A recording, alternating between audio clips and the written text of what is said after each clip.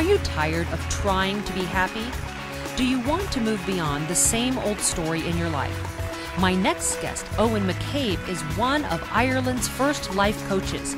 He's created a program called Open for people who are ready to live life from their hearts.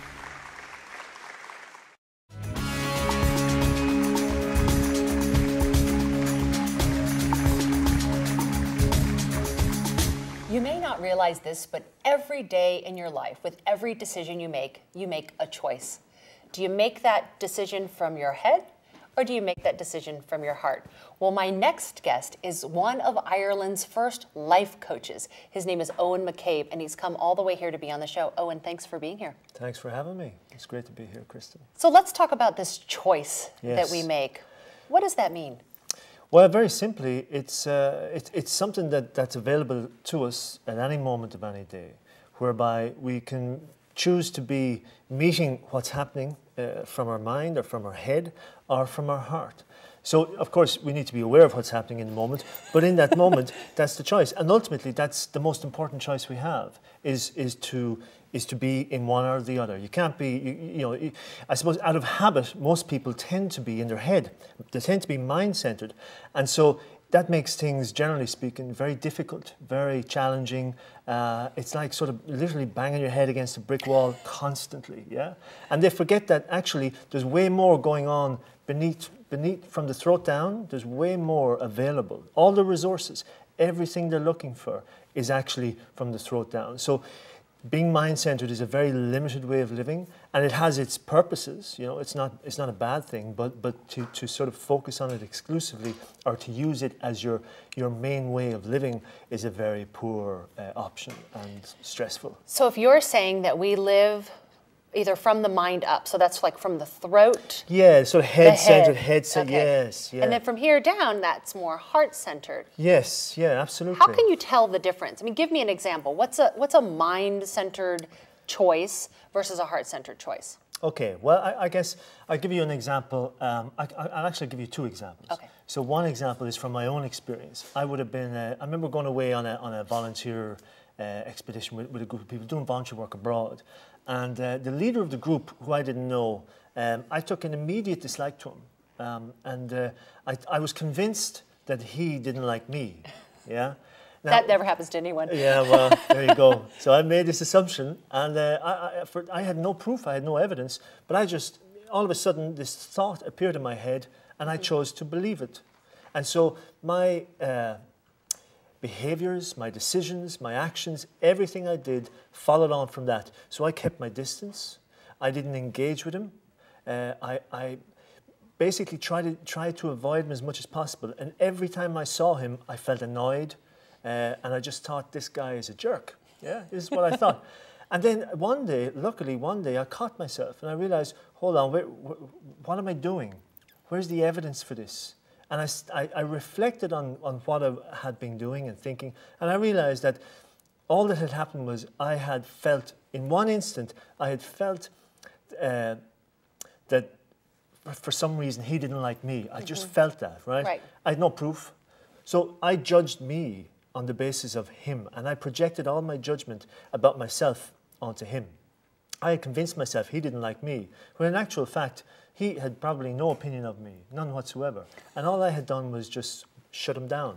If from a mind-centered perspective, I had decided I don't like him because I don't think he likes me. So once I could see that, I went back into that relationship from a heart-centered perspective, and I opened up. And I started to engage with him. I started to have conversation with him, and the whole relationship was an absolute pleasure to have. It was great fun. He turned out to be a nice guy, and we actually got on. And that was only because I let go of the mind, sort of the head stuff, thinking that I knew what he was thinking about me. It was mad, crazy. An even simpler example is I was working with a lady who was in a relationship, a new relationship, and she was crazy about this guy. But what was also driving her nuts was that this guy, he was sort of, one day he'd be all for the relationship and really happy to be in the relationship, and in another day, the next day maybe he'd be feeling, oh, I'm not sure if this is right, I don't know if I can commit. So he was going backwards and forwards, and this was driving her crazy.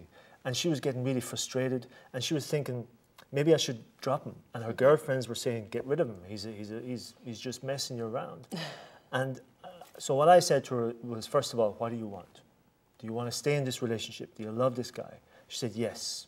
So you want to be in this relationship. So at the moment, what she's trying to do is maintain the relationship from a head, from a mind-centered perspective. She's trying to get him to behave himself, to change his behavior. I'm sure none of you ladies watching know anything about that. Well, we all do to some degree, I guess, yeah. And what she needed to do was to realize that this guy is just doing his stuff. He's doing the best he can, probably, but all she can do is be the best she can be. And if she goes back into that relationship from a heart perspective, sort of relax into the relationship, and if she feels the way she does about him, well, then allow herself to love him. Just love him. That's all she has to do. And whatever he does with that is up to him. She has no control over that. But she has absolute control over how she behaves, how she is being when she's in his company. I think you're raising a really important point, that when we're working on our minds, it's about control. Yes. Like, how do we control it? How do we maintain power in this situation? Exactly. And it sounds like in the heart, it's a little different. Oh man, big time. You don't do control.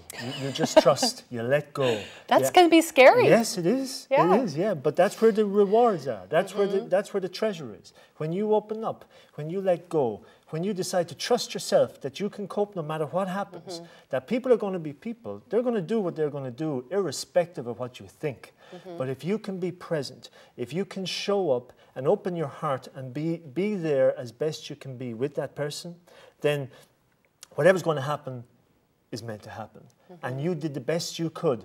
And that's all you can ever do, is the best you can. And you'll always do your best if you're in your heart. If you're in your head, like you say, you're trying to control, and that's actually quite damaging, and it's restrictive, it's limiting, it's too much coming from fear. Whereas from the heart, you're very much open, you're relaxed. It is love in action, and love is all about action. You know? So let's talk about love in action, and when you're coming from the heart. Give me an example. I mean, what does that look like? Okay. So it can be something very simple, like sort of tuning into the person fully.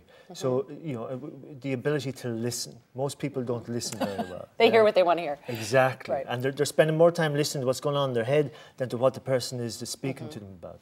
So really, really listening to the person. Actually changing our attitude in that moment and choosing to be interested. That's a big part of it. Letting go of our expectations of what we need. And I suppose lightening up, allowing ourselves to have fun, not being worried about what people think. That's a big part of it as well. The thing about being head-centered or mind-centered is that you can either be worrying or be sort of stressing out, and it's not helpful. None of that works. Whereas when you're in your heart, you're not doing any of that. You're actually connected to what's happening right now. So you're very present, and that's the only way you can really engage with people. You know, Eoin, as I'm listening to you, I'm thinking about when we need to listen to people that we're in relationships with. Yeah. And sometimes we hear them say things that we don't want to hear them say. Yeah. How do you handle that? Well, I guess you note your own reaction. So you note how you're feeling, and you pay attention to that. It's very important to recognize, to let yourself feel what you're feeling. And in that feeling, there's information. So every feeling has something to tell us. So there's more beyond the feeling. Exactly, exactly. But we'll never know what that is if we don't feel it. So it's very important to allow ourselves, give ourselves permission to really feel what we're feeling, and not to react to the feeling or even react from the feeling. So if we're feeling annoyed or frustrated or angry, for example, because we hear something we don't like, feel that feeling. And then on the back of feeling that feeling, respond in a way that honors both yourself as well as the person who's speaking. So it's not about trying to win. It's not about trying to control. It's not even about trying to make the person like you. It's about being as honest and as genuine as you can possibly be. And you can only do that if you're really, really listening to yourself in terms of your feelings, and then you speak from the heart. So if someone says something you don't like, you just acknowledge what you've heard, and maybe you might ask, tell me more about that. I want to know. I want to understand where that's coming from and what that's about. Help me see what you see here, because I don't get I heard this tool once that has been useful for me in my own life, and it goes like this: when you say this or when you do this, yes. I feel like this. Yes. It's just that kind of simple twist, but it's almost when you do this, I feel like that. Exactly. And I've used that a lot in my life, and it's helped in just deepening and sustaining, relationships, whether it's work, friendships, romantic. Yeah. Are there other tools and language like that you use inside your own coaching practice? There are, because yes, I mean, if you think about, say, something like, as you say, when you take ownership, you say because people will typically say, you make me feel. Right. Yeah, and no one can make you did this to me, right? No. With the language, which is a huge part of this, it's very important to be able to, I suppose, express yourself. So one of the tools is, and a very simple tool, is to use your breath. So to breathe right back into your body. Yeah. And to bring your attention and your focus to the heart space. So when we do that, we're tuning back into the essence of who we are, the truth of who we are. How do we do that?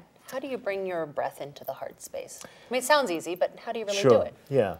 So some people may need to close their eyes when they do it, and especially if you haven't done it before or you're not used to doing it, just to get used to the change in state. So to close the eyes. Okay. And it may also help to actually put your hand over the heart space, which Does it is matter in the if middle it's of the the right chest. or the left? Doesn't matter, no. Okay. No. And then you just take a big, deep breath and imagine and visualize the breath going right down into the very pit of your stomach, going right down. And as your breath is going in, you're becoming more aware of your inside, the world inside, and you're tuning into what's happening in the chest, and maybe even in the stomach, in the solar plexus. So you're sort of scanning the inner you, right? And that helps you in that moment, in that instant. You're actually calming down. You're relaxing back into yourself, almost like you're stepping into a sort of a tight suit, but something that it's a perfect fit. Right. Yeah? And it's from that space, and only from that space, that you're able to sort of speak with any sort of genuineness. And if when you're feeling hurt or annoyed, you can come back expressing yourself from that space in a way that allows the person to hear you without feeling that you're attacking them or without feeling that you're being defensive or reactive. You raise a really interesting point, because I think when we're having a conversation, we feel under attack. Yeah. We hold our breath. Yes. It's like our natural response. We go, exactly. What are they saying? Is this going to hurt me? Yes. And then we think about it and process it. We're still holding our breath. Yeah. And then we get that adrenaline going around it. Absolutely. And so you want to lash out. Yeah, and it's that's so typical when we're in our heads, because we're disconnected, we're disembodied. So the only way we feel we can sort of defend ourselves is to attack and lash out. And when we're in our body, we have way more options. So but it's something that we need to be reminded of. I have a lovely story that I can tell you if you have a minute. Now, again, people may have heard this story. I presume it's true, but it's a lovely story nonetheless. There's a 6-year-old boy. Let's say his name is Todd, right? And for all of his life, his young life to date, he's had one of his best buddies was the family's Irish Wolfhound, big dog.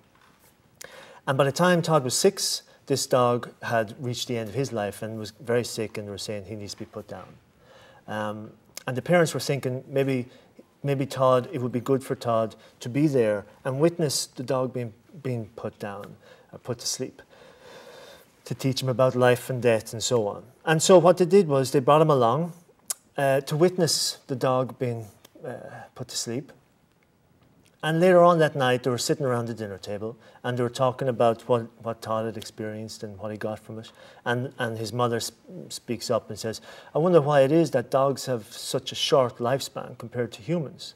And all of a sudden, Todd shouts up and he says, I know why. And they said, okay, why? Why, Todd? Well, because when you come into this life, people come into this life in order to learn how to be good people, in order to learn how to be nice to everyone and to love everyone. That's why we're here, he said. And dogs come into this life and they already know how to do that, so they don't need to hang around for as long. And you know, a 6-year-old, and that simplicity, and that absolute clarity in terms of what life's about. Life is all about love, you know, and not in any sort of cliche sense. It's purely, really about being able to appreciate what we have and love what's going on in our lives and the people we have. Everyone who's in our life is in our life to challenge us to love them, full stop. And it's our job, it's always our job, if not our only job in this life, is to love to the best of our ability, to remove the barriers that we have inside ourselves so that we can love even better.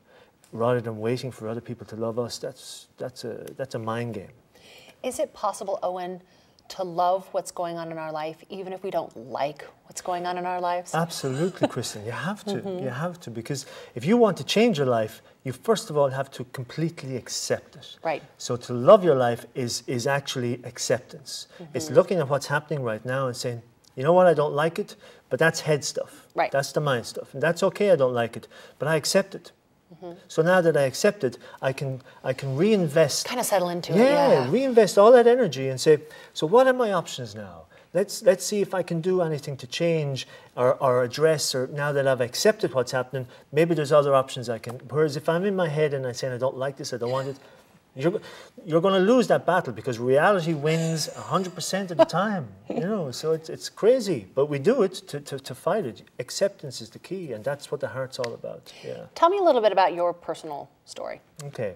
Well, I've been coaching and coach training for the last 10 years, and speaking and writing as well. And I suppose personal development, since I was a 16-year-old, personal development has been a passion of mine, an absolute passion of mine. But I, for some reason, or maybe this is the case for everyone, I've spent my life learning the hard way, because I've always Nobody ever does that, right? Yeah. I've been using my head, you know, and thinking that was all I had. That everything was about using the head to the best of my ability. Not realizing that it's okay to be in my heart. It's okay to be vulnerable, and realizing there's a strength in that. So it took me a marriage breakup. It took me, you know, depression. It took me just acres and acres of drugs, sort of pharmaceuticals, just to try and cope. And and one day I realized, no, not just one day, but all through that, I realized that this is going nowhere. That the very thing I want is to be loved. The very thing I want is to be successful. The very thing I want is to be happy. And I thought, if I worked harder and smarter and tougher and longer hours, and I achieved more, right, I'd get that love. One day you'd get there, right? Yeah. So I'd be happy when. That's what I always used to think. And I realized, no, I've got it completely backwards. I need to, if I want to love, if I want success, I need to just love. I need to love the people who are in my life and actually live what I was teaching and talking about. So it only took 36 years. You finally got there. Yeah, that's all, 36. And it has been a nice journey since then. But those first 36 years that was a tough school. It's not that it's easy now, but it's a hell of a lot easier working with a whole body as opposed to just a head, you know? Yeah, man. That's funny. It brings up one of those like Monty Python movies where it's just the head. Yeah. And then the body's over here. Well, that was me. That was me. There's a James Joyce book, I think, and it says, you know, Mr. Todd or whatever, or Mr. Murphy lived a short distance from his body. Right. And that was me. Yeah, it's an interesting visual. You know, I was thinking about something as you were talking, that, you know, when we're going after something, you know, we're swimming towards it. It's like swimming towards that beach ball in the ocean. Yeah. And the harder you swim towards it, the more it just kind of bounces away. But if you just sit still, eventually the waves will just bring it right to you. Yeah. And it's hard, because we do think inside all of our, you know, culture and our training and our families, we have to work hard to be happy. Yeah. And what I hear you saying is that we just need to be happy by being in our heart. Just by being in the heart. You think about a baby. A baby is born into the world, and what does it do? It nothing. Yeah? It's just a ball of love. Right. It wants to give its love, and it thrives on love. That hasn't changed for us just because now we can walk and talk. We're still the baby. We still have that heart. We're just big babies. Yeah. And we still have the very same needs in terms of that love and acceptance and affection, and we get it by giving it. And babies are natural givers. And what's really interesting is that when we start life off in the womb, the very first organ that starts off in the womb is the heart. Right. So we start life as a heart. And we just grow from that. And we end life as a heart too. Yes. Yep. Starts and ends with the heart. And you know, it's crazy how we sort of lose touch with that. So we forget about it. Yeah. Yeah. I was listening to a talk once by Greg Braden, and he was talking about the magnetic resonance, like the energy, and which, is there more energy in the brain, or is there more energy in the heart? And actually, there was more magnetic pull from the heart, and that surprised me. Yeah, the electrical impulse, or the magnetic waves, they can be up to 60 times stronger in the heart than in the brain. I mean, the heart as a physical entity is incredibly powerful. What scientists call the neural brain, or the heart brain, is sending more information to the brain than the brain is to the heart. So in actual fact, the brain is taking direction from the heart, physically and energetically speaking. And of course, the heart is an endocrine gland, so it's producing hormones.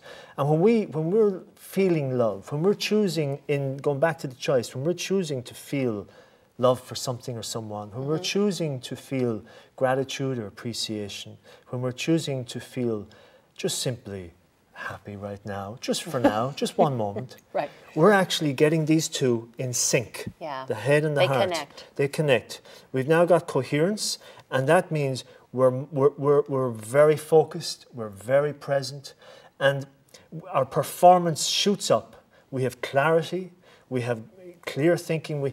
We are just on another planet, because we are tuned into ourselves, which allows us to impact others in a very powerful and positive way. And that's love in action. That is it. You know, that's so empowering, what you're talking about. And the question that I would have for you is, what would you say to someone who's watching and they feel like they've never felt any love in their life? How do you connect to your heart? How do you find the language of love when you don't feel like you've ever had any? Okay.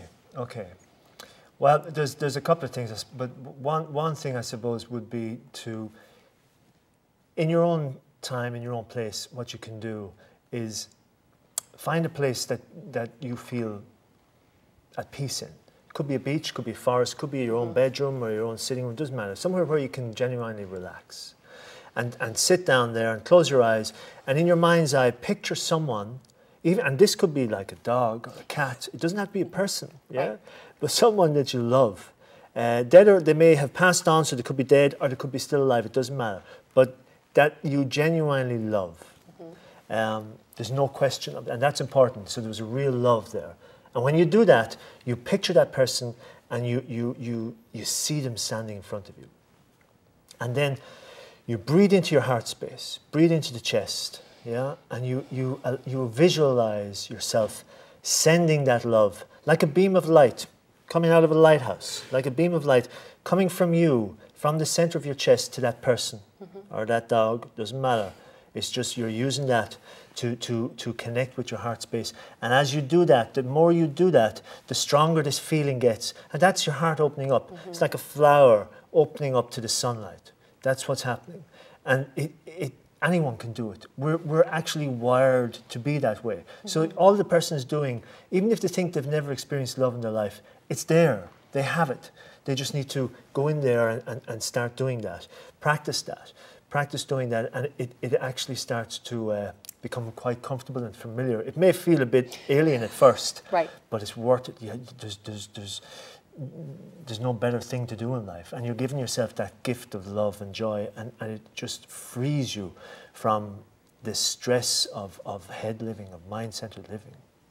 Oh, McCabe, thank you so much for being here with us and sharing what you love to do. Yes. Coaching others. Thank you so much. Pleasure. Thank you, Kristen.